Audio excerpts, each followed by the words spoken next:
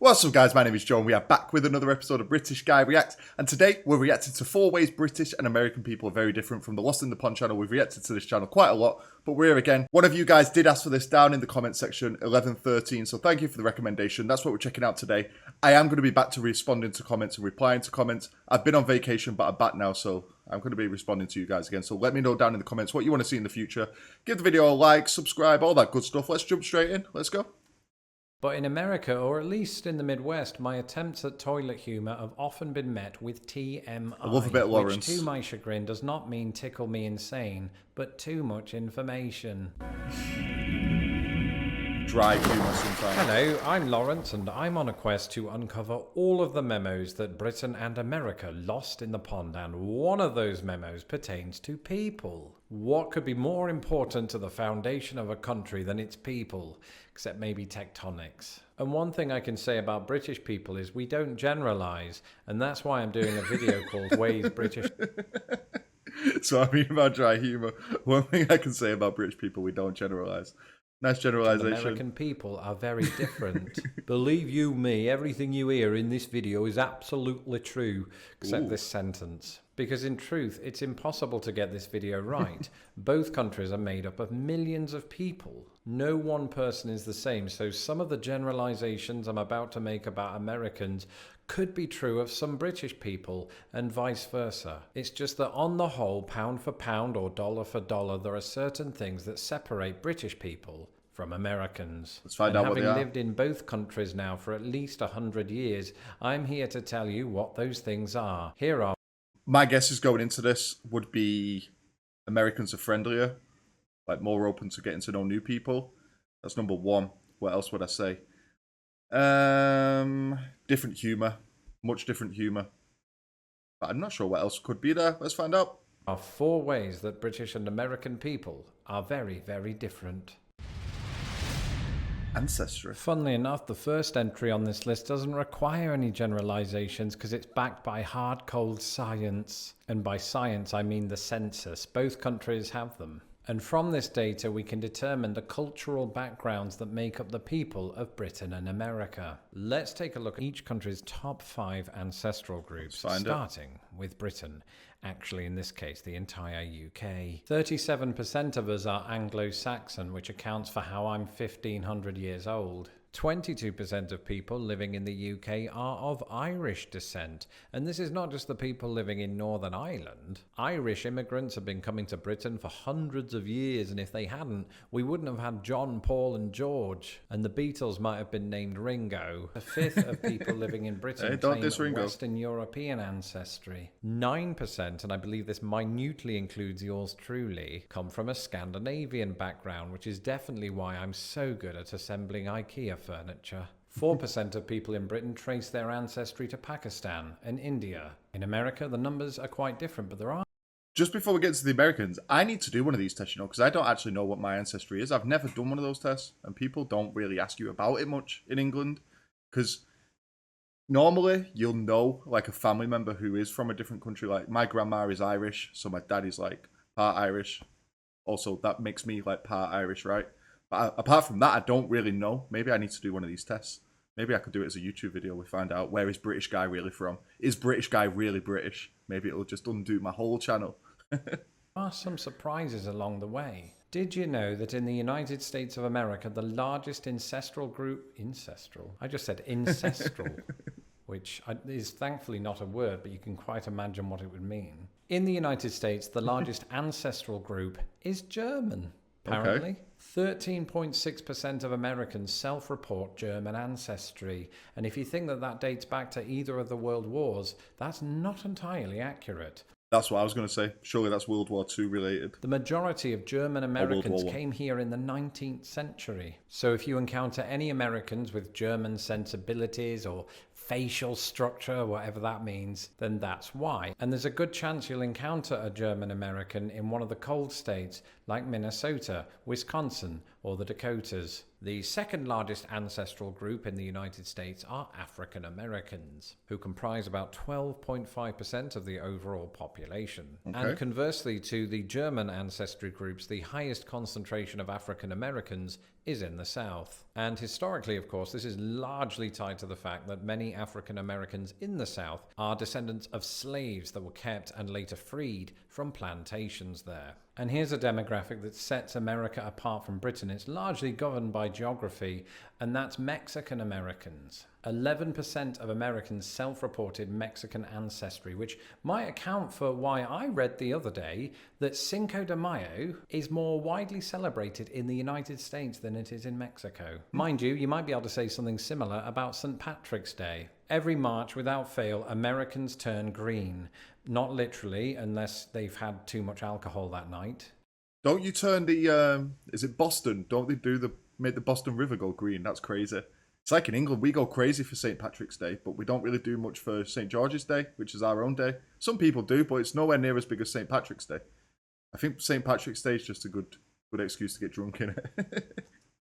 And so it's no coincidence that 10% of Americans self-report Irish ancestry. Of course, if you're like me and you're 1,500 years old and an Anglo-Saxon, there's a very good chance that some Americans will be quick to tell you that they have a little bit of you in them. Not like that. I just mean a little bit of English, right? 7% of Americans self-reported English ancestry. That was an abbreviated look at the ancestral makeup of both countries. And for not having the time to discuss all groups in this one video, I apologise. But then that would probably be very British of me. Let's take a look at some of the unique tendencies of the people of both countries. This is what I'm more interested in, to be honest. Politeness. So I guess he's going to say British people are more polite. I'm guessing that's what it's going to be. But sometimes I feel like we are overly polite. Maybe we say thank you too much.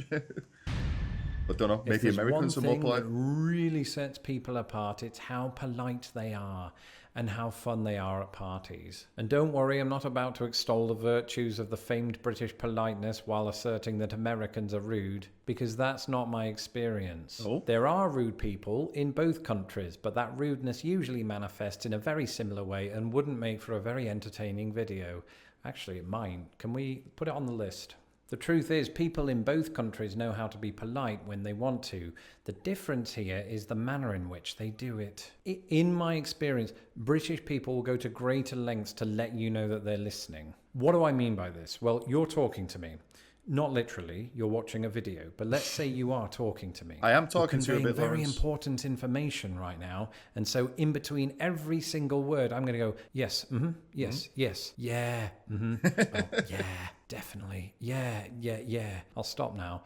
That's essentially the way it goes. As a result, the conversation ends up being twice as long, and all of those efforts to display that you were listening meant that you didn't hear a bloody thing. British people are very good at that, and I should know, because I'm very good at that, aren't I?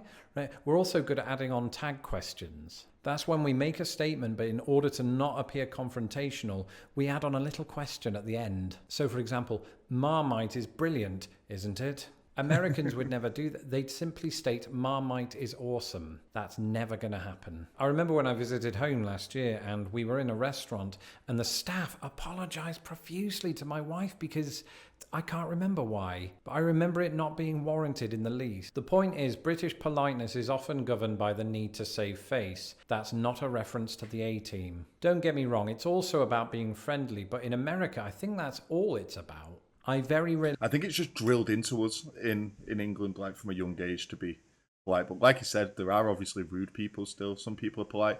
The one thing that I noticed, especially when I moved away and then went back, is there's certain things that people do in England trying to be polite, but it's also kind of annoying. One of them's holding a door open for people, right? Sometimes somebody will hold the door open for you, but you're way too far away from the door. So then you have to start doing like a little light jog to get to the door. So this person's not stood there holding the door open for you for too long. Like little things like that were overly polite sometimes. Like hold the door open for someone, only if they're about to walk into the door. You know, you know what I mean? I really feel like Americans are trying to let me down gently. They just tell me I suck outright. I'm joking. It could be argued that Americans in this sense are just more practical, much like their dress sense. Fashion. It's hard to talk about people without talking about the clothes they wear. For example, when have you ever seen me without clothes? No, those videos were taken down about 4 years ago. Not by me, by YouTube. On the other hand, it's almost impossible to paint an accurate picture of the clothing choices of both countries' populations. But there are some clothing items you'll see preventing people being naked in one country and not the other. That was really poorly worded. So in America, people might, for example, be recognizable by the fact that they're wearing a flannel shirt, particularly in some of the northern states which have extreme cold, and Germans. Moreover, Americans are more likely to wear sweatpants in public. The Sweatpant people, which is an Ancestry group that I forgot to mention, sometimes meet up at the gym, but more often Walmart. In Britain, we all just dress like Charlie Chaplin. At least the Charlie Chaplin impersonators do, but there's an emphasis in Britain on style. And this is a luxury that we can afford because, unlike America, we don't have weather that can kill bacteria. So depending on where you are, it might not be that unusual to see, say, a woman dressed more or less like Kate Middleton, and that includes Kate Middleton. Of course, we're talking cheaper versions of Kate Middleton's wardrobe, or at least I am. Now, before I get carried away, I do not want you to get the impression that all British people are super stylish, right? I was going to get carried away, and I was going to say this is where the generalizations come in, because where I'm from in Manchester, wearing sweatpants in public is not a problem. Like, it's not a problem at all. You see a lot of people doing it, especially with the way our music scene's going at the moment, with like a lot of grime taking off. Those people are like leading the fashion. A lot of cool Nike tracksuits, Adidas tracksuits. You know, that look is there at the moment, and it is coming in. If you go into like a club or a restaurant, definitely no sweatpants. That's like, they're not going to let you in. But apart from that, I don't have any problem with people wearing sweatpants in public, to be honest. Sometimes it looks better than a guy wearing jeans and some crappy shirt, you know what I mean? I'm doing this video in my underpants. The thing I would say is that our casual clothes or our comfort clothes tend to be less baggy than they are in the United States. And we probably wear fewer baseball caps and more polo shirts. I told you British people like me don't like to generalize. I think in America, baggy clothes are more accepted because A, there are harsh winters, and B, Americans place more emphasis, I think, on comfort. That's why you'll see Americans way into their 70s still wearing sneakers with jeans. My grandfather-in-law did that all the time, and I think if you saw that in Britain, that person would be considered eccentric, which... Again, maybe with slightly different generations, I do wear sneakers with jeans, you know?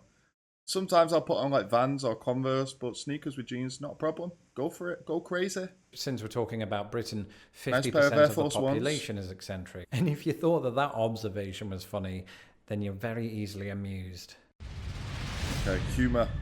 You put the U in humour, especially if you're British. You may recall a while back I did a video on British versus American humour, but this focused on the televisual differences. Today, we're talking about people. There have been numerous times in my life when I've laughed my absolute arse off in the company of both Brits and Americans, to the extent that I can no longer comfortably sit down. But it's hard to deny that British people have a different sense of humour to American people. It's also a little hard to define what that difference is. Americans often write in the comments that they love my dry British humour, and I always find it amusing that we have dry British humour, because we also have wet British forecasts. But when you're talking to a British person, there are two ways that the humour can go. Either that politeness that we talked about earlier goes out of the window and gets rained on, or there arises something known as self-deprecation. In the first instance, a good friend of mine might jokingly remark, "All right, Lawrence, you wanker." I don't know too many Cockney people. Or in the second case of self-deprecation, a British person might say something like, "I'm Lawrence and I'm a big wanker." That is a terrible example. It's basically when people put themselves down for comedic effect. It's a powerful tool, but it's not a tool often wielded by Americans who, I don't know, maybe they see it as a weakness. I've also found that Americans are less into their toilet humour, and maybe that means they're more mature. It does mean that, doesn't it? The sweatpant people notwithstanding. Whereas toilet humour is basically how British people communicate. Of course, this was once successfully parodied by Mike Myers, the comedian, not the serial killer. But in America, or at least in the Midwest, my attempts at toilet humour have often been met with TMI, which to my chagrin does not mean tickle me insane, but too much information. On the other hand, I think your average American is pretty good at wielding observational humour. A favourite weather-related saying, and I've heard this in various states, is, "If you don't like the weather, just wait 5 minutes." And they've got a point. Left my laundry hanging outside this morning.